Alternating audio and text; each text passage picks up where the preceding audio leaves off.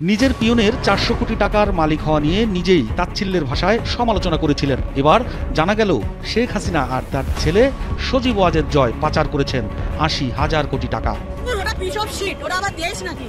আমাদের ভারতবর্ষের লোকেরা একসাথে দাঁড়িয়ে পেচ্ছাপ করে দিল, ও মানচিত্র থেকে বেশি বেরিয়ে চলে যাবে, ওটাকে আবার দেশ বলি? বাপই থাকে। বন্ধুরা, বাংলাদেশকে টয়লেট করে ভাসাতে গিয়ে এখন নিজে বিপদে পড়েছে ভারত। বাংলাদেশের মানুষকে না খেয়ে মারতে চেয়েছিল ভারত, কিন্তু ভারতের এখন প্যান টাইট হয়ে গিয়েছে। শেখ হাসিনার ভারত প্রীতি সকলেই জানেন, কিন্তু হাসিনা পরবর্তী যে অন্তর্বর্তী সরকার বাংলাদেশে চলছে, সেই ইউনূস সরকার কিন্তু প্রথম দিন থেকেই স্পষ্ট করে দিয়েছে ভারতের প্রতি নির্ভরশীলতা কমাতে চান তারা। এমনকি দেশের অভ্যন্তরীণ ব্যাপারে ভারতের নাক গলানো যে তাঁর প্রশাসন আদৌ বরদাস্ত করবে না, তাও ঠাড়ে ঠাড়ে বুঝিয়ে দিয়েছেন তিনি। এবার ভারতকে বড় ধাক্কা দিতে চলেছে ইউনূস প্রশাসন। কলকাতায় বাংলাদেশি রোগী না দেখার ঘোষণার বিরোধিতা, হাসপাতাল ব্যবসায় ধাক্কা। বাংলাদেশি রোগী না থাকায় বিপাকে কলকাতার হাসপাতালগুলি। এবার সামরিক ক্ষেত্রেও পাকিস্তানের সঙ্গে খুলে আম কাঠছড়া বাঁধতে চলেছে বাংলাদেশ। সত্যি খবর, বাংলাদেশের স্বাধীনতার পর এই প্রথম বাংলাদেশের মাটিতে পা রাখতে চলেছে পাকিস্তানি সেনাবাহিনী। স্বাধীনতার পর দ্বিতীয়বারের মতো পাকিস্তানের করাচি থেকে কন্টেইনার বহনকারী জাহাজ সরাসরি এসে ভিড়েছে চট্টগ্রাম বন্দরে। থাকবে না বাংলাদেশ, এই কথা বলার দিন শেষ। থাকবে না ইন্ডিয়া, এই কথা বলার দিন শুরু হয়ে গেছে। সেভেন সিস্টার ভাঙার পিছনে নেপথ্যে রয়েছে আমেরিকা। আমেরিকার সরাসরি মদদে ভারতের এই গৃহযুদ্ধের দিকে এগিয়ে যাচ্ছে। দর্শক, সেই চাঞ্চল্যকর ভিডিও চিত্রটি আজকের ভিডিওর মাধ্যমে আপনাদেরকে। না খেয়ে দিন কাটাচ্ছে ভারতীয়রা। ডক্টর মোহাম্মদ ইউনূসের কাছে মাপ চেয়ে এ কেমন বার্তা পাঠালেন নরেন্দ্র মোদী। আজকের এই ভিডিওতে আপনারা বিস্তারিত এবং প্রমাণের মাধ্যমে সবকিছু দেখতে পারবেন। আশা রাখবো সম্পূর্ণ ভিডিওটি দেখে যাবেন, একটু স্কিপ করবেন। স্কিপ করলে গুরুত্বপূর্ণ বিষয়গুলো মিস করে ফেলবেন। বেশি কথা না বাড়িয়ে সরাসরি বিস্তারিত ভিডিওতে নিয়ে যাবো। তার আগে আপনাদের কাছে ছোট্ট একটা রিকোয়েস্ট থাকবে, যারা এরকম নিউজ ভিডিও দেখতে পছন্দ করেন দ্রুত এই চ্যানেলটি সাবস্ক্রাইব করে আমাদের সাথেই থাকবেন। ইতিমধ্যে যারা সাবস্ক্রাইব করে দিয়েছেন তাদের জানাচ্ছি অসংখ্য ধন্যবাদ। চলুন এই ভিডিওতে লাইক করে বিস্তারিত ভিডিওটি মোবাইলের স্ক্রিন থেকে ধারাবাহিকভাবে একের পর এক দেখে আসি। বাংলাদেশে হাসিনা সরকারের পতন, আর এর মধ্যে বিরাট খবর, ইন্ডিয়াকে পিছনে ফেলে এগিয়ে গেল বাংলাদেশ। কি করে, কোথায়, কিভাবে বাংলাদেশ এগিয়ে গেল ইন্ডিয়ার থেকে? কথায় আছে, শকুনের দোয়ায় গরু মরে না। শেখ হাসিনা সরকারের পতনের পর থেকেই বাংলাদেশের দেউলিয়া হয়ে যাওয়া নিয়ে ষড়যন্ত্র করে চলেছে ভারত। ডক্টর মোহাম্মদ ইউনূসের নেতৃত্বে ছাত্রজনতার নতুন অন্তর্বর্তীকালীন সরকার যেন কোনোভাবেই বাংলাদেশের মেরুদণ্ডকে সোজা করতে না পারে, সে সব ব্যবস্থাই করেছিল তারা। কথায় আছে, রাখে আল্লাহ মারেকে। বাংলাদেশের বিন্দু পরিমাণ ক্ষতি করতে পারেনি ভারত, উল্টো এবার আন্তর্জাতিকভাবে বেজ্জতি হয়ে গেল তারা। ডক্টর মোহাম্মদ ইউনূসের নেতৃত্বে নতুন বাংলাদেশ এবার নরেন্দ্র মোদীর ভারতের মুখে চুলকালি মেখে দিয়েছে। কোন অভ্যুত্থান পরবর্তী সময় যখন পুরো বাংলাদেশের ইমেজকে আন্তর্জাতিক মহলে খারাপ করতে ব্যস্ত ভারত, ঠিক তখনই এমন এক খবর আসলো যা দেখে রীতিমতো মুখ লুকানোর অবস্থা ভারতীয়দের। কিভাবে হলো, কেন হলো, কবে হলো, এই প্রশ্নগুলো এখন তাদের মাথায় ঘুরপাক খাচ্ছে। কিভাবে বাংলাদেশ আন্তর্জাতিকভাবে ভারতকে বেজ্জতি করলো, এ নিয়ে কি বলছে পশ্চিমবাংলার মিডিয়া, আসুন তা দেখি। বাংলাদেশে হাসিনা সরকারের পতন এবং তারপর অন্তর্বর্তীকালীন সরকারের গঠন, আর এর মধ্যে বিরাট খবর, ইন্ডিয়াকে পিছনে ফেলে এগিয়ে গেল বাংলাদেশ। মানে যে বাংলাদেশে আমরা দেখেছিলাম হাসিনার আবাস থেকে, সেখান থেকে মাছ, হাঁস চুরি করে নেওয়া, অন্তর্বাস চুরি করে নেওয়া ইত্যাদি ঘটনা ঘটে, সেই বাংলাদেশে তারা ইন্ডিয়াকে পিছনে ফেলে এগিয়ে গেল। কিন্তু কি বিষয় হয়েছে, কি করে, কোথায়, কিভাবে বাংলাদেশ এগিয়ে গেল ইন্ডিয়ার থেকে? কি কাণ্ড ভাবুন তো, বলবো এই নিয়ে বিস্তারিত। বিশ্ব ক্ষুধা সূচকে নেপাল ও বাংলাদেশের পিছনে ভারত চলে গেল। গ্লোবাল হাঙ্গার ইন্ডেক্স 2024-এ আরো পিছনে ভারতের অবস্থান। 127টি দেশের মধ্যে 105তম স্থান ভারতের। অবস্থা শোচনীয় বলে আখ্যা অনেকের। শুধু তাই নয়, ভারতের অবস্থান পাকিস্তান ও আফগানিস্তানের উপরে হলেও বাংলাদেশ, শ্রীলঙ্কা, মায়ানমার ও নেপালের মতো দেশেরও পিছনে।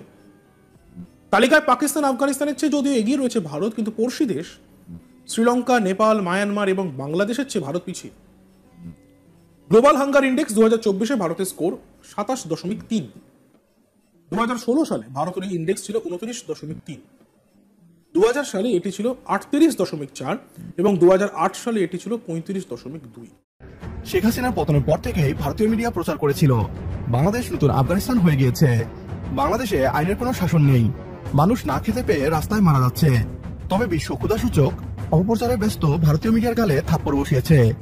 গণ অভ্যুত্থানের পর ভারতের দাসত্বমুক্ত হওয়া বাংলাদেশ বিশ্ব ক্ষুধা উন্নয়ন সূচকে ভারতকে পেছনে ফেলেছে। গ্লোবাল হাঙ্গার ইন্ডেক্স প্রকাশিত রিপোর্ট অনুযায়ী ভারতের অবস্থান বাংলাদেশের পিছনে, অর্থাৎ বাংলাদেশের চেয়েও বেশি মানুষ ভারতে খাবার পাচ্ছে না। শেখ হাসিনা নামক পুতুল সরকারের পতনের পর থেকেই ভারত লাগাতার বাংলাদেশকে নিয়ে বিষোদাগার করে এসেছে। পরিকল্পিতভাবে বাংলাদেশের ইমেজকে নষ্ট করতে লেলিয়ে দিয়েছে ভারতীয় মিডিয়াকে।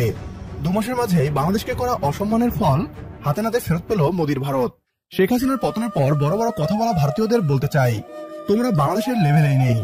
আগে নিজ দেশের নাগরিকদের খাবার দাও এবং টয়লেট বানাও, তারপর ছাত্র জনতার নতুন বাংলাদেশের সাথে খেলতে এসো। আমাদের সাথে একমত হলে কমেন্ট বক্সে ইয়েস লিখে জানিয়ে দিন আমাদের, সেই সাথে ভিডিও শেয়ার করে দেখার সুযোগ করে দিন আপনার বন্ধুদের। নিজের পিয়নের 400 কোটি টাকার মালিক হওয়া নিয়ে নিজেই তাচ্ছিল্যের ভাষায় সমালোচনা করেছিলেন। এবার জানা গেল শেখ হাসিনা আর তার ছেলে সজীব ওয়াজেদ জয় পাচার করেছেন 80,000 কোটি টাকা। 15 বছরের দুর্নীতির ফর্দ এবার একে একে বেরিয়ে আসছে। ক্ষমতায় থাকতে বলতেন তার জীবনে চাওয়া পাওয়ার কিছু নেই, নিজেই বলতেন অতি সাধারণ জীবনযাপন তার, অথচ সেই সাদামাটা জীবনযাপনের মানুষটির বিরুদ্ধে অভিযোগ প্রায় লক্ষ কোটি টাকা পাচার করেছেন তিনি। সাবেক প্রধানমন্ত্রী শেখ হাসিনা এবং তার ছেলে সজীব ওয়াজেদ জয়ের বিরুদ্ধে ওঠা 300 মিলিয়ন মার্কিন ডলার পাচারের অভিযোগ অনুসন্ধানের সিদ্ধান্ত নিয়েছে দুর্নীতি দমন কমিশন। দুদকের প্রধান কার্যালয় থেকে এই সিদ্ধান্ত নেওয়া হয়েছে বলে জানা গেছে। সাবেক প্রধানমন্ত্রী শেখ হাসিনা এবং তার ছেলে সজীব ওয়াজেদ জয়ের বিরুদ্ধে 300 মিলিয়ন ডলার বিদেশে পাচারের অভিযোগে দুদক অনুসন্ধানের সিদ্ধান্ত নিয়েছে। এর আগে শেখ হাসিনা ও শেখ রেহানা পরিবারের বিরুদ্ধে বিভিন্ন প্রকল্পে 80,000 কোটি টাকা দুর্নীতির অভিযোগ অনুসন্ধানে 5 সদস্যের টিম গঠন করেছিল দুদক। ওই টিমকেই 300 মিলিয়ন ডলারের পাচারের অভিযোগ অনুসন্ধানের নির্দেশ দেওয়া হয়েছে। অভিযোগ সূত্রে জানা গেছে আমেরিকার গোয়েন্দা সংস্থা FBI সাবেক প্রধানমন্ত্রী শেখ হাসিনা এবং তার ছেলে সজীব ওয়াজেদ জয়ের বিষয়ে একটি প্রাথমিক তদন্ত করে। FBI এর তদন্তে সজীব ওয়াজেদ জয়ের গুরুতর আর্থিক কেলেঙ্কারির বিষয়টি উন্মোচিত হয়। বিশেষ করে তার নামে থাকা হংকং এবং ক্যামেন আইল্যান্ডের বিভিন্ন ব্যাংক হিসাব থেকে স্থানীয় একটি মানি এক্সচেঞ্জের মাধ্যমে ওয়াশিংটন ডিসি, নিউ ইয়র্ক এবং লন্ডনের বিভিন্ন ব্যাংক হিসেবে টাকা পাচারের তথ্য উঠে আসে। FBI তাদের লন্ডনের প্রতিনিধির মাধ্যমে বিষয়টি নিশ্চিত করেছে এবং প্রমাণ পেয়েছে যে সেখানে গুরুতর আর্থিক অনিয়ম এবং মানি লন্ডারিং এর অপরাধ সংঘটিত হয়েছে। ডিপার্টমেন্ট অব জাস্টিসের senior trial attorney Linda Samuels special agent লাভ রিভোটের সঙ্গে যোগাযোগ করে বাংলাদেশ থেকে 300 মিলিয়ন ডলার যুক্তরাষ্ট্রের বিভিন্ন ব্যাংক হিসেবে জমা করা হয়েছে বলেও অভিযোগ রয়েছে। এর আগে গত 17 ডিসেম্বর রূপপুর পারমাণবিক বিদ্যুৎ কেন্দ্র থেকে 500 কোটি ডলারের বেশি, যা বাংলাদেশি টাকায় 60,000 কোটি টাকা সহ বিভিন্ন প্রকল্পে 80,000 কোটি টাকার দুর্নীতির অভিযোগ অনুসন্ধানের সিদ্ধান্ত নেওয়া হয়, যেখানে শেখ হাসিনা, তার বোন শেখ রেহানা, ছেলে সজীব ওয়াজেদ জয় ও ভাগ্নি টিউলিপ সিদ্দিক সহ পরিবারের সংশ্লিষ্টদের বিরুদ্ধে দুর্নীতির অভিযোগ রয়েছে। গণমাধ্যমের প্রতিবেদন বলছে, মালয়েশিয়ার একটি ব্যাংকের মাধ্যমে শেখ হাসিনাকে প্রকল্প বাজেট থেকে 500 কোটি ডলার আত্মসাতের সুযোগ করে দেয় প্রকল্প বাস্তবায়নকারী সংস্থা রোসাটম। নিজের ভাগ্নি টিউলিপ সিদ্দিকির মাধ্যমে রাশিয়ার সঙ্গে এই চুক্তি করেন তৎকালীন প্রধানমন্ত্রী শেখ হাসিনা। আর এই মধ্যস্থতার বিনিময়ে পাচার করা অর্থের 30% পেয়েছেন টিউলিপ সিদ্দিকি, শেখ রেহানা ও তাদের পরিবারের কয়েকজন সদস্য। কিছুদিন আগে শেখ হাসিনার ঘনিষ্ঠরা দেশের ব্যাংক খাত থেকে 17 বিলিয়ন মার্কিন ডলার বা 2 লাখ কোটি টাকা পাচার করেছে বলে অভিযোগ করেছিলেন বাংলাদেশ ব্যাংকের গভর্নর আহসান মনসুর। সামরিক গোয়েন্দা সংস্থা DGFI এর সহায়তায় সরকার ঘনিষ্ঠরা প্রথমে ব্যাংক দখল ও পরে এই অর্থ পাচার করেছে বলে দাবি করেন তিনি। ব্রিটিশ সংবাদ মাধ্যম ফিনান্সিয়াল টাইমসে দেয়া এক সাক্ষাৎকারে তিনি এসব অভিযোগ করেন। ওটা পিস অফ শিট, ওটা আবার দেশ নাকি? আমাদের ভারতবর্ষের লোকেরা একসাথে দাঁড়িয়ে পেচ্ছাপ করে দিল, ও মানচিত্র থেকে বেশি বেরিয়ে চলে যাবে, ওটাকে আবার দেশ বলি? বাপই থাকে। বন্ধুরা, বাংলাদেশকে টয়লেট করে ভাসাতে গিয়ে এখন নিজে বিপদে পড়েছে ভারত। বাংলাদেশের মানুষকে না খেয়ে মারতে চেয়েছিল ভারত, কিন্তু ভারতেরই এখন প্যান টাইট হয়ে গিয়েছে। বাংলাদেশ ভারতের পেঁয়াজ কিনবে না, যার কারণে আবারও পাকিস্তান থেকে বাংলাদেশে পেঁয়াজ আসলো। আলু, পেঁয়াজ ও চিনি নিয়ে পাকিস্তানের জাহাজ আবারও চট্টগ্রামে এসেছে। এবার পাকিস্তান থেকে আরো বেশি কন্টেনার এসেছে। শেখ হাসিনা সরকারের পতনের পর বাংলাদেশ ও পাকিস্তানের সম্পর্ক যেন আরো মজবুত হয়ে উঠছে। এর আগে পাকিস্তান থেকে এসেছিল পেঁয়াজ, এবার পাকিস্তান থেকে আসলো চিনি এবং খনিজ পদার্থ। পাকিস্তান থেকে প্রায় 1056টি কন্টেনার এসেছে। আর এদিকে গা জ্বলে যাচ্ছে ভারতের। ভারত কিন্তু বিশাল বাজার হারাতে চলেছে। শুধুমাত্র তাই নয়, বাংলাদেশ এবং পাকিস্তান দিন দিন শক্তিশালী হয়ে উঠায় বিশাল টেনশনে আছে ভারত। পাকিস্তানের করাচি বন্দরের সঙ্গে চট্টগ্রাম বন্দরের যোগাযোগ হয়েছিল গত নভেম্বর মাসে, আর ডিসেম্বর মাসের 20 তারিখে পাকিস্তানের এই বিশাল জাহাজটি বাংলাদেশের জলসীমায় প্রবেশ করে। তবে জাহাজটির কন্টেনার খালাস এবং বাকি কাজ করা হবে 2-3 দিন পরে। পাকিস্তান থেকে সব থেকে বেশি এসেছে পরিশোধিত চিনি। মোট 285 কন্টেনারে 1,70,000 ব্যাগ চিনি আনা হয়েছে। এই চিনির পরিমাণ 7,500 টন। আর এটা দেখার পর নরেন্দ্র মোদীর মাথায় হাত। এতগুলো চিনি বাংলাদেশে আমদানি করেছে প্রাণ RFL গ্রুপ। এর পাশাপাশি আইসক্রিম কোম্পানি স্যাভো রয়েছে। চিনির পরে পাকিস্তান থেকে সব থেকে বেশি এসেছে ডলামাইট। ডলামাইট আমদানি করা হয়েছে 171টি কন্টেনারে। কাঁচা শিল্পে ব্যবহার করার জন্য এই র ম্যাটেরিয়াল এনেছে নাসির প্লাস এবং আকিজ গ্রুপ। এছাড়া পোশাক কারখানাগুলো এনেছে বিভিন্ন ধরনের কাপড়ের রোল, মোট 46টি কন্টেনারে রয়েছে এই বিশাল বিশাল কাপড়ের রোল। আলু আমদানি হয়েছে মোট 18টি কন্টেনারে। এছাড়া 20টি কন্টেনারে রয়েছে আখের গুড়। ব্যবসায়ীরা ও শিপিং এজেন্টরা বলছেন, যদি এই বাণিজ্য লাভজনক হয় তাহলে এই রুটে নিয়মিত জাহাজ চলাচল করবে। নতুন এই রুটের ব্যবসায়ীদের আগ্রহ বাড়ছে। গত 14 নভেম্বর প্রথমবারের মতো করাচি বন্দর থেকে ওই জাহাজটি চট্টগ্রাম বন্দরে আসার খবরে ভারতে কিন্তু ব্যাপক তোলপাড় শুরু হয়েছিল। রিপাবলিক বাংলা দেখিয়েছিল পাকিস্তান থেকে নাকি বিভিন্ন অস্ত্র এসেছে। বাংলাদেশে পাকিস্তানের অস্ত্র ঢুকছে, বাংলাদেশে অস্ত্র সরবরাহ করছে পাকিস্তান, যে পাকিস্তান খেতে পায় না। আর ভারতের মানুষ এটা শুনে তো প্যান্টে ইস্যু করে দিয়েছিল। ভারতের মিডিয়াগুলো পাকিস্তানের জাহাজ নিয়ে যা ইচ্ছা তাই বলেছিল, এমনকি ঠাকুমার ঝুলির গল্প বানিয়েছিল। পরে জাহাজ খুলে দেখা যায় মিসাইলের সাইজে বড় বড় আলু পেঁয়াজ ছিল। আসলে ভারতের মানুষ আলু পেঁয়াজ দেখে ভয় পেয়ে গিয়েছে। তাহলে যদি পাকিস্তান থেকে সত্যি সত্যি মিসাইল আসে তাহলে ভারতের মানুষের যে কি অবস্থা হবে আমি সেটাই বুঝতে পারছি না। এমনকি বাংলাদেশের স্বরাষ্ট্র উপদেষ্টা বলেছেন, আমরা স্বাধীন দেশ হিসেবে কার সাথে ব্যবসা করব সেই সিদ্ধান্ত একান্তই আমাদের। মানে বাংলাদেশের সব কাজে মাথা ঢুকাতে হবে ভারতকে। আর এই মাথা ঢুকাতে গিয়ে বিপদে পড়েছে পশ্চিমবঙ্গের মানুষেরা। বর্তমানে বাংলাদেশি নাগরিকদের উপস্থিতি কমে যাওয়ায় সেখানকার ব্যবসা বাণিজ্যে ধস নেমেছে। মিনি বাংলাদেশ জুড়ে চলছে হাহাকার। স্থানীয় ব্যবসায়ীরা বলেছেন, এভাবে চলতে থাকলে কিছুদিনের মধ্যে তাদের প্রতিষ্ঠান বন্ধ করে দিয়ে পথে নামতে হবে। কারণ বিজেপি নেতা শুভেন্দু বাংলাদেশকে নিয়ে উল্টাপাল্টা কথা বলেছে। সে 3 বাটি মাংস খেয়েও তার হুঁশ এলো না। সে তার বক্তব্যে বলেছে, বাংলাদেশের মানুষদের নাকি সেই অবস্থা হবে যেমনটা অবস্থা হয়েছে পাকিস্তানি রাজাকারদের। বাংলাদেশের এই মোল্লাগুলো, মৌলবীগুলো, এদেরও পাকিস্তানের রাজাকারের যে হালত হয়েছিল সেই হালত হতে চলেছে। বন্ধুরা কি আর বলবো, 3 বাটি গরুর মাংস খেয়েও এই ব্যাটার বুদ্ধি এখনো বাড়েনি। নিজের দেশের খেটে খাওয়া মানুষদের হাতে এই শুভেন্দু বাস ধরিয়ে দিয়েছে। এদের মতো রাজনৈতিক নেতাদের জন্যই গরিব মানুষেরা না খেয়ে মরে। দেখুন এই ব্যক্তি শুভেন্দু সম্পর্কে কি বলছে। সে শুধুমাত্র ভোট পাওয়ার জন্য এসব কিছু করছে। শুভেন্দু কে? শুভেন্দু না রাজ্য সরকারের কেউ না কেন্দ্রীয় সরকারের কেউ। ও একটা লুম্পেন নাচানাচি করে এখানে সাম্প্রদায়িক সম্প্রীতি নষ্ট করবে, জয় শ্রীরাম ধ্বনি দিয়ে উত্তেজনা করবে। শুধু ওর মুখ্যমন্ত্রী হওয়ার স্বপ্ন। এটাও সব অশিক্ষিত বল। এরা ভাবছে যে আমরা বাংলাদেশে ঢুকে যাবো, কক্সবাজারটা নিয়ে নেবো, ওইখান থেকে আমরা সমুদ্রপথে ডাইরেক্ট এক্সেস পেয়ে যাবো নর্থ ইস্টে। এসব স্বপ্ন দেখছে। বন্ধুরা শুভেন্দু বাংলাদেশকে বাথরুম করাতে গিয়ে এখন নিজে বাথরুম করে দিয়েছে। সে রাস্তাঘাটে বের হতে পারছে না, মানুষ তাকে জুতা দিয়ে মারছে। শুভেন্দুকে বলে দিতে চাই, বাংলাদেশের মানুষ প্যান্টে বাথরুম করে না, বরঞ্চ আপনি গিয়ে দেখে আসুন ভারতের দিল্লিগামী ট্রেনে ভোরবেলায় আপনি দেখতে পাবেন যে কারা বাথরুম করছে। কমপক্ষে 5000 মানুষ রেল লাইনের ধারে হাতে পানি নিয়ে বসে গেছে বাথরুম করতে। আবার ভারতের বড় বড় পুলিশ অফিসার গরুর পেছন থেকে আশীর্বাদ নিয়ে থাকে এবং গোমূত্র পান করে থাকে। এর জন্য বলে ভারতের ঘর আছে, টয়লেট নাই, আর খাবার থাকতেও তারা গোবর খায়। আর শুভেন্দু বলছে নাকি বাংলাদেশের মানুষ প্যান্টে বাথরুম করে দিবে। এই শুভেন্দুর মতো নেতা থাকলে ভারতের প্রতিবেশীদের সাথে কখনো তার ভালো সম্পর্ক হবে না। ভারতের পণ্য না গেলে না খেয়ে মরবে। 40টা রাফেল আছে, মাত্র 2টো রাফেলকে যদি উড়িয়ে দেয় ভারত প্যান্টে বাথরুম করে ফেলবে। আর এক হকার মলম বিক্রেতা সাংবাদিক রয়েছে, সে বলে থাকে আলু পেঁয়াজ না দিলে নাকি বাংলাদেশিরা খেতে পারবে না। চিৎকার করে সংবাদ থেকে যে কথাগুলো বলে যাচ্ছি সব বিতর্ক, এটা অশ্লীলতা। চিরবির চিরবির চিরবির চিরবির করছে। আরে ভাই বাংলাদেশিরা কলকাতায় না গেলে কলকাতার মানুষই না খেয়ে মরবে। হোটেল রয়েছে প্লাস আমার একটা রেস্টুরেন্ট রয়েছে, মানে মোটামুটি আমি মানে কি বলবো, মানে কয়েক লক্ষ টাকা আমরা এখন বর্তমানে আমি রুজিকে আসি। আর এটা হয়তো ময়ূররঞ্জন জানে না, আর জানবেই বা কি করে, সে তো গোবর আর গোমূত্র পান করে। আসলে ময়ূররঞ্জনের কাছে ঘেউ ঘেউ ছাড়া কি আশা করা যায়? তার মাথার মধ্যে তো বুদ্ধি নেই, মাথার মধ্যে গোবর দিয়ে ভরা। তবে এবার ভারতকে আর ছাড় দিচ্ছে না বাংলাদেশ। মতন আমার সহপাঠীরা যারা আছে তারাও ডুবতে বসছে। আপনারা ইন্ডিয়াতে আসুন, আপনারা কলকাতাতে আসুন, আপনাদের জন্য কলকাতা সেফ জায়গা। বাংলাদেশের উপর আর দাদাগিরি চলবে না। এই শুভেন্দু আমাদের রাফাল যুদ্ধ বিমানের ভয় দেখায়, কিন্তু শুভেন্দু জানে না আমরা কাউকে ভয় পাই না। আমরা যুদ্ধ করে দেশ স্বাধীন করেছি। বাংলাদেশের মানুষ চাইলে কলকাতাতে কৃত্রিম অভাব সৃষ্টি করতে পারে, আর অলরেডি কিছুটা করেছে। আমাদের এই অঞ্চলটা বাংলাদেশি দ্বারা পরিচালিত, এটা মিনি বাংলাদেশ বলা হয়। কারণ এই নিউ মার্কেট থেকে আরম্ভ করে পাটকিসি পর্যন্ত পুরো এই অঞ্চলটা বাংলাদেশি দ্বারা পরিচালিত হয়। এখানে লোকাল কোনো কাস্টমার এখানে আসে না। এখানে দিল্লি 5020 মানে টুরিস্ট আসছেন বাংলাদেশি, সেখানে এখন 500 লোক আসছেন না। ভারত কিছুদিন আগে তাদের বাঁধ খুলে দিয়ে বাংলাদেশের অনেক ফসল নষ্ট করে দিয়েছে। তাই বাংলাদেশের মানুষ এখন ভারত বয়কটের ডাক দিয়েছে। শুধুমাত্র মুখে নয়, বাস্তবে করে দেখিয়ে দিতে হবে ভারতকে। মার্ক স্ট্রিটের একটি কোনায় বসে 20 বছর ধরে পেয়ারা বিক্রি করেন দক্ষিণ 24 পরগনার আলমগীর মৃধা। বাংলাদেশি পর্যটকরাই তার প্রধান ক্রেতা। ফলে এতদিন 3 সন্তানকে পড়াশোনা করিয়ে 2 ভাইয়ের সংসারে দিব্যি ভালোই চলছিল তার। তবে গেল কয়েক মাস ধরে তার ব্যবসা প্রায় বন্ধ হওয়ার মুখে। আগে যেখানে দিনে 25 কেজি পেয়ারা বিক্রি করতেন, আর এখন সেখানে 8 থেকে 10 কেজি পেয়ারাও বিক্রি করতে পারছেন না। বাংলাদেশের মানুষ এখন দেখিয়ে দিচ্ছে যে ভারতের পণ্য ছাড়া বাংলাদেশের মানুষ খুব আরাম আনন্দে থাকতে পারে। কারণ আপনারা দেখতে পাচ্ছেন পাকিস্তান জাহাজের পর জাহাজ পেঁয়াজ আলু চিনি পাঠাচ্ছে। বাংলাদেশ হচ্ছে গার্লফ্রেন্ডের মতো, একটা বয়ফ্রেন্ড যাবে তো আর একটা আসবে। বাংলাদেশকে লাইন মারার জন্য অনেক দেশ আছে, আর ভারতের সাথে ব্রেকআপ করলেও বাংলাদেশের কোনো যায় আসে না।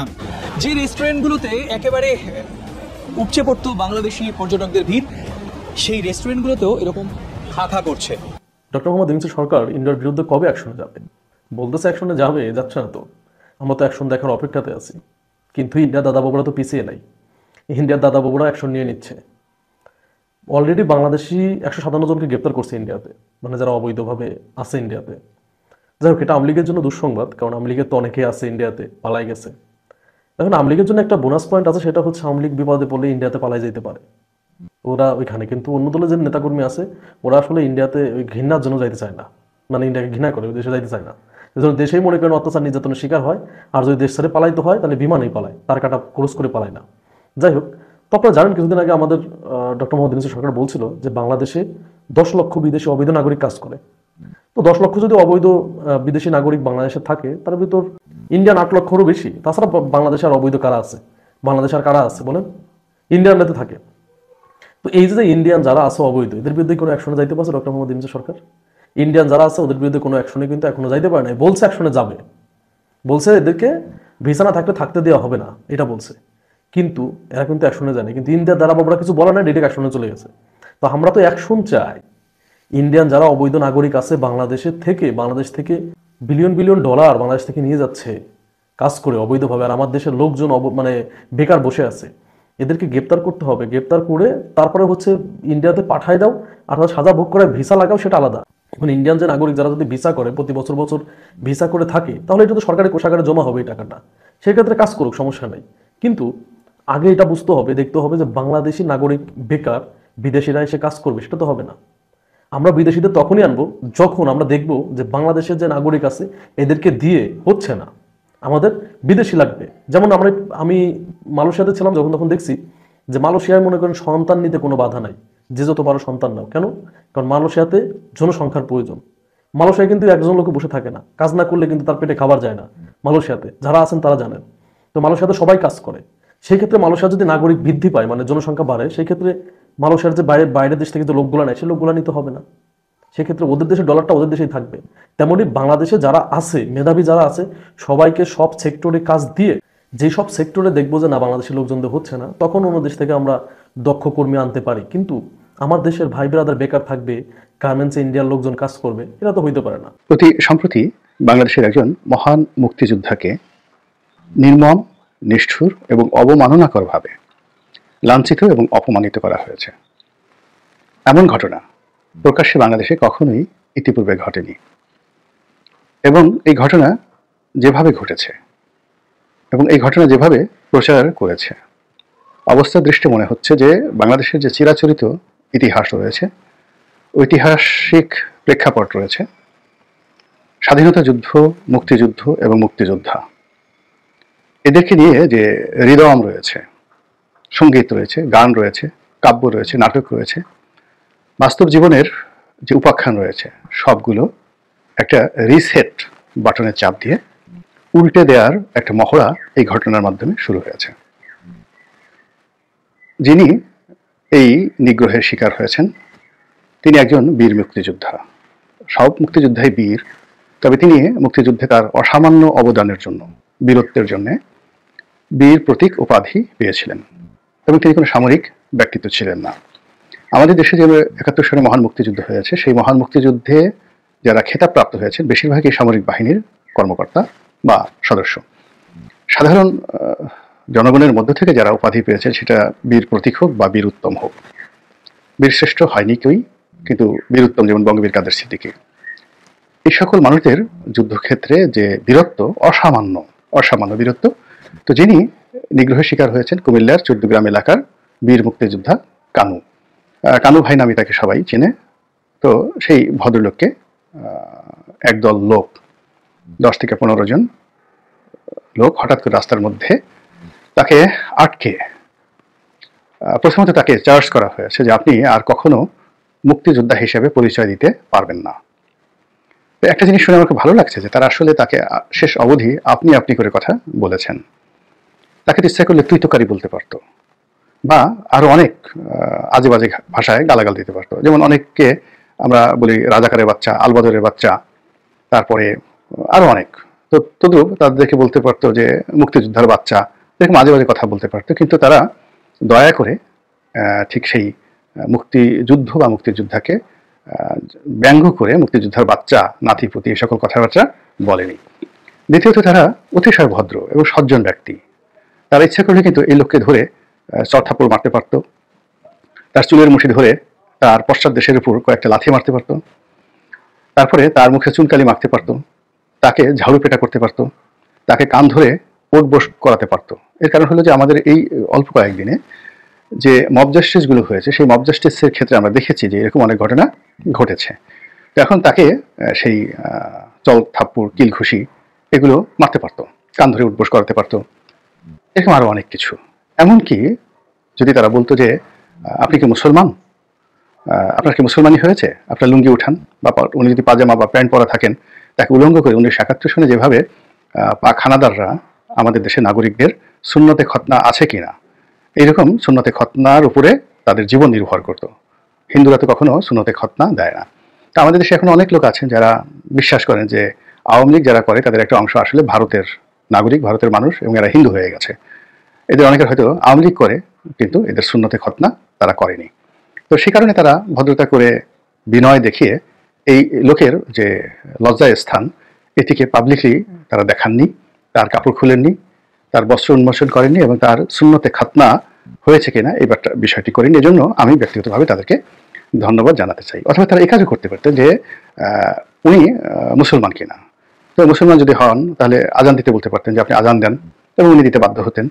তারপরে তারা 2-4টে সূরা ছানা তসবিহ তাহলিলের ব্যাপারে তাকে জিজ্ঞাসাবাদ করতে পারতেন। তো সেগুলো তারা করেননি। তো কাজেই যারা এই কাজগুলো করেছেন তারা আমাদের বাংলাদেশের সোনার ছেলে, লক্ষ্মী ছেলে, এবং বাংলাদেশের মানুষের যে স্বাভাবিক ভদ্রতা এবং আমাদের যে আচার আচরণ, সেই আচার আচরণের প্রেক্ষাপটে এই মানুষগুলো খুব বিক্ষুব্ধ ছিলেন, তারা খুব রাগান্বিত ছিলেন, এবং তাদের জায়গায় অন্য কেউ হলে হয়তো জবাই করে ফেলতেন, কিন্তু তারা সেই জবাই না করে তারা কি করেছেন, অতি ভদ্রভাবে তাকে সেই তার গলায় জুতোর মালা পরিয়ে দিয়েছেন। তো জুতোর মালা পরিয়েছেন, এখন আমরা জানি না যে এই তার যে মালা, এই মালাতে কতটি জুতো ছিল, কতটি স্যান্ডেল ছিল, আর এই জুতোর মালার মধ্যে মহিলাদের কোনো স্যান্ডেল ছিল কিনা, আর এই মালা যে তারা গ্রন্থন করেছেন, মালাটা গেঁথেছেন, সেটা দড়ি কি ছিল, এটা কি প্লাস্টিকের দড়ি ছিল নাকি পাটের দড়ি ছিল, এই বিষয়গুলো নিয়ে আসলে যারা অনুসন্ধানী সাংবাদিক তাদের আরেকটু অনুসন্ধান করার দরকার ছিল। কেননা তারা যদি পাট ব্যবহার করে থাকেন তাহলে তাদের এক ধরনের উদ্দেশ্য ছিল, তারা যদি প্লাস্টিক ব্যবহার করে থাকে তাহলে আরেক ধরনের তাদের উদ্দেশ্য ছিল।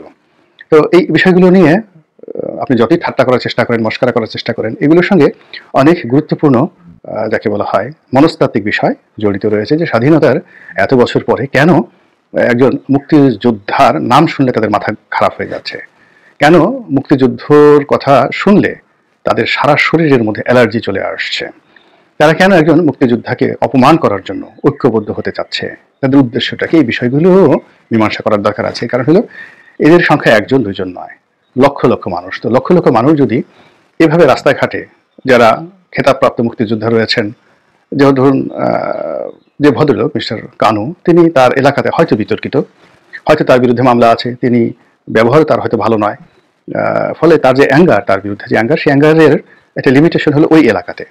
কিন্তু ধরুন বাংলাদেশে অনেক মুক্তিযোদ্ধা আছেন, বড় বড় মুক্তিযোদ্ধা আছেন, যারা অনেক বিতর্ক তৈরি করেছেন, যাদের কথাবার্তাতে অনেক অসামঞ্জস্য রয়েছে, এবং যাদের প্রতি অনেকের ক্রোধ রয়েছে, ক্ষোভ রয়েছে, কিন্তু তারা সম্মানিত সারা বাংলাদেশের, অর্থাৎ দুটো একসাথে, অর্থাৎ তারা মুক্তিযুদ্ধের কারণে, রাজনৈতিক ব্যক্তিত্বের কারণে, তাদের প্রজ্ঞা, মেধা, যোগ্যতার কারণে তারা খুবই সম্মানিত, কিন্তু একই সঙ্গে আবার তাদের কর্মকাণ্ডের জন্য তারা কিন্তু মারাত্মকভাবে বিতর্কিত। তো এইরকম অনেক কিংবদন্তি মুক্তিযোদ্ধা কিন্তু জীবিত আছে। তো ঢাকা শহরে ধরে তাদের কাউকে যদি এইরকম করা হয়, এরকমভাবে অপমান করা হয় যেভাবে কানু সাহেবকে করা হয়েছে, তাহলে আপনি কি বলবেন? আপনি কি বলবেন যে এটা অসম্ভব বিষয়, বা ঠিকই করেছে, বা এটা করা ঠিক হয়নি? এর কারণ হলো কচু গাছ কাটতে কাটতে মানুষ কিন্তু ডাকাত হয়ে যায় ধীরে ধীরে। এই যে একটা কাজ করা হলো, এই কাজে তাদের যে সফলতা, সেই সফলতার বিনিময়ে তারা যদি আগামী দিনে কর্নেল উসমানী, মেজর জেনারেল নয়, ঠিক জেনারেল উসমানী, আমাদের মুক্তিযুদ্ধের মহানায়ক, যিনি কর্নেল হিসেবে রিটায়ার্ড করেছেন, কিন্তু মুক্তিযুদ্ধের অসামান্য অবদানের জন্য তাকে জেনারেল উপাধিতে ভূষিত করা হয়েছিল, এই মহান ব্যক্তিটির কবরে যদি আক্রমণ করা হয়, কেন? তিনি আওয়ামী লীগের পক্ষে প্রেসিডেন্ট নির্বাচন করেছিলেন। এত বড় খারাপ মানুষ মুক্তিযুদ্ধ করেছে, অথচ আওয়ামী লীগের পক্ষে সে প্রেসিডেন্ট প্রার্থী হিসেবে সে নির্বাচনে অংশগ্রহণ করেছে, কাজী বাংলার মাটিতে এর জায়গা হবে না।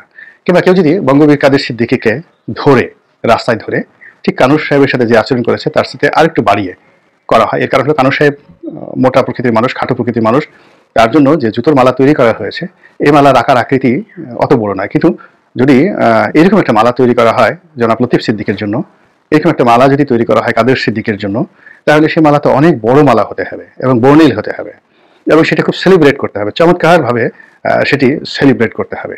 সমস্ত ক্যামেরাগুলো সেখানে থাকবে এবং এই কর্মকাণ্ড যারা করবেন তাদের পক্ষের শক্তির যে মিডিয়াগুলো রয়েছে এখন, যাদের তাণ্ডবে সারা বাংলাদেশ অস্থির, এই মিডিয়াগুলো সেখানে প্রচার করবে এবং তাদের এই প্রচার প্রপাগান্ডায় সারা দুনিয়া অস্থির হয়ে পড়বে।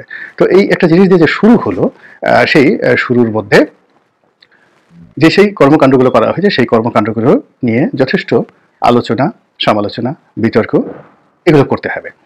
এরপর একটা বিষয় হলো যে সেখানে দেখা গেল যে যারা এই কর্মকাণ্ড ঘটিয়েছেন নিশ্চিতভাবেই তাদের পরিচয় সবাই জেনে গেছেন।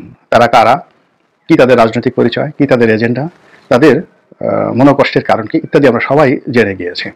তো যেহেতু এখন একটা সুন্দর সময় চলছে, এই সময়টিতে ভাসুরের নাম মুখে নেওয়াটা কোনো অবস্থাতেই ভদ্রতার পর্যায়ে পড়ে না। আমাদের গ্রাম বাংলায় আমরা ছোটকালে দেখেছি যে গৃহবধূ, নতুন গৃহবধূ, তিনি ভাসুরের সামনে সবসময় ঘোমটা দিয়ে থাকেন, তারপরে ভাসুরের সামনে দিয়ে চলাফেরা করেন না, ভাসুরকে অ্যাভয়েড করেন। এটা একটা শ্রদ্ধা, ভাসুরের প্রতি শ্রদ্ধা। আমাদের দেশে এখন মুক্তিযুদ্ধের যারা বিরোধিতাকারী তারা আমাদের সম্মানিত ভাসুর মহোদয়, আমরা তাদের নাম উচ্চারণ করবো না, তাদেরকে নিয়ে কোনো কথা বলবো না, কোনো সমালোচনা করবো না, তাদেরকে দেখলে ঘুমটা দিয়ে থাকবো এবং কাছাকাছি আসলে কদমবসি করব এবং মাছের মাথাটা মুড়োটা তাদেরকে খাওয়াবো এবং তাদেরকে এই আদর আপ্যায়নের বিনিময়ে আমরা আমাদের জীবনের স্বাভাবিক মৃত্যুর গ্যারান্টি চাইব। আমরা চাইবো আমাদের রক যেন কাটা না হয়, আমাদের চাইবো আমাদের যেন গলায় জুতোর মালা পরানো না হয়, আমরা চাইবো যেন কোনো অবস্থাতেই আমাদেরকে যেন জীবন্ত পুঁতে ফেলা না হয়, ইত্যাদি আরও অনেক কিছু। তো যেটা বলছিলাম যে সেই ভাসুরের যে দল মিস্টার কানুকে যেভাবে আক্রমণ করেছেন, সেই আক্রমণের মধ্যেও তারা কিন্তু নান্দনিকতা বজায় রেখেছেন এবং তারা যে আশরাফুল মাখলুকাত, আল্লাহর শ্রেষ্ঠ জীব, এবং তারা যে আল্লাহর খলিফা এবং ভবিষ্যতে তারা যে একটা খিলাফত রাষ্ট্র কায়েম করার যে স্বপ্ন দেখেন, যেখানে আল্লাহর আইন প্রতিষ্ঠিত হবে, যেখানে ইজমা কিয়াস সুন্নতের ভিত্তিতে কোর্ট কাছারি প্রতিষ্ঠিত হবে। তো তারা কত দরদ দেখিয়েছেন এই কানু সাহেবের প্রতি, এটি স্মরণ করলে আবেগে আমার কান্না চলে আসে। তারা বলেছেন যখন উনি আকুতি জানাচ্ছিলেন যে বাবা আমাকে রক্ষা করো বা রক্ষা করেন, আমাকে থাকতে দিন, এর কারণ হলো তাকে বলা হয়েছিল যে আপনি গ্রাম ছেড়ে চলে যাবেন। এক পক্ষ বললো যে আপনি গ্রাম ছেড়ে চলে যাবেন, আরেক পক্ষ বললো যে আপনি গ্রামে থাকতে পারবেন না, আপনি কুমিল্লাতেও থাকতে পারবেন না, পুরো 14 গ্রাম কুমিল্লা এলাকায় আপনার ছবি দেখতে চাই না, আপনাকে এখান থেকে চলে যেতে হবে। তো মানুষ যখন ভয় পায়, তখন যখন আটকানো হয়, অনেক বড় বড় বীর, আপনি ধরেন নেপোলিয়ন বোনাপার্ট, তার চারিদিকে অনেকগুলো গোখরা সাপ ছেড়ে দিবেন এবং তিনি খালি হাতে, ওই সময়টাতে মানুষের বীরত্ব কাজ করে না। যখন বিপদ আসে তখন মানুষ কিং কর্তব্য বিমূঢ় হয়। তো সেই অসহায় বৃদ্ধ বীর মুক্তিযোদ্ধা তিনিও তার যৌবনের যে বীরত্ব, সেই বীরত্বকে ভুলে গিয়ে তিনি অসহায় হয়ে পড়েছিলেন। তিনি তাদের সামনে হাত জোড় করে বলেছিলেন আমাকে ক্ষমা করো, আমাকে থাকতে দাও, আমি আমার এই গ্রাম ছেড়ে কোথাও যেতে চাই না। তখন তারা খুব দয়া প্রদর্শন করেছেন, অসাধারণ অসামান্য বিনয় তারা দেখিয়েছেন এবং তারা যে ঔদার্যতা দেখিয়েছেন এটি বাংলার ইতিহাসে বিরল। প্রিয় দেশবাসী, শুরু থেকে শেষ পর্যন্ত যারা এই ভিডিওটি দেখেছেন সকলকে জানাই অসংখ্য অসংখ্য ধন্যবাদ। যারা এরকম নিউজ ভিডিও পেতে পছন্দ করেন তারা অবশ্যই এই চ্যানেলটি সাবস্ক্রাইব করে পাশে থাকা বেল আইকনটি বাজিয়ে দিবেন। যারা এখন এই ভিডিওটি শেয়ার করেননি, এই ভিডিওটি দ্রুত শেয়ার করে সকলকে দেখার সুযোগ করে দিন। আজকের মতন এই পর্যন্ত, দেখা হচ্ছে পরবর্তী কোনো ভিডিও নিয়ে ইনশাল্লাহ।